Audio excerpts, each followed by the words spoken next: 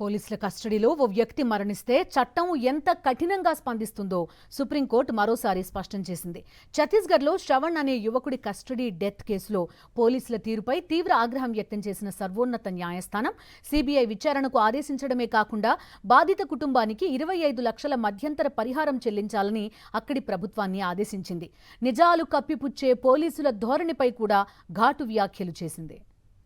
ఛత్తీస్గఢ్కు చెందిన 28 ఏళ్ల శ్రవణ్ను 2024 జనవరి 18న 6 లీటర్ల నాటుసారాయి కలిగి ఉన్నాడనే అభియోగంతో పోలీసులు అరెస్ట్ చేశారు. అనంతరం బిలాస్పూర్ సెంట్రల్ జైలుకు అతన్ని తరలించగా ఆరోగ్యం విషమించడంతో ఆసుపత్రిలో చేర్పించారు. చికిత్స పొందుతూ జనవరి 22న అతడు మృతి చెందాడు.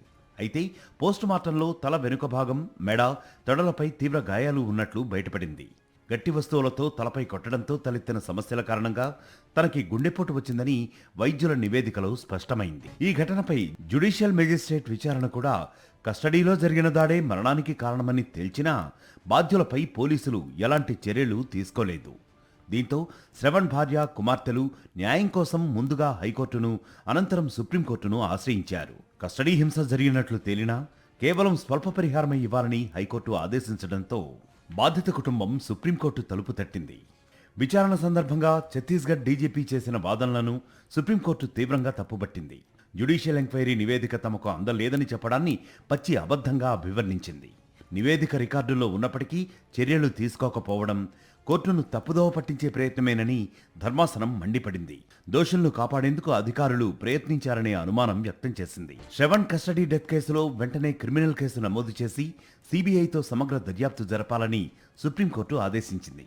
బాధిత కుటుంబానికి 25 లక్షల మధ్యంతర నష్టపరిహారం చెల్లించాలని రాష్ట్ర ప్రభుత్వాన్ని ఆదేశించడంతో పాటు ఈ కేసుకు సంబంధించిన అన్ని రికార్డులను వారం రోజుల్లో సీబీఐకి అప్పగించాలని స్పష్టం చేసింది.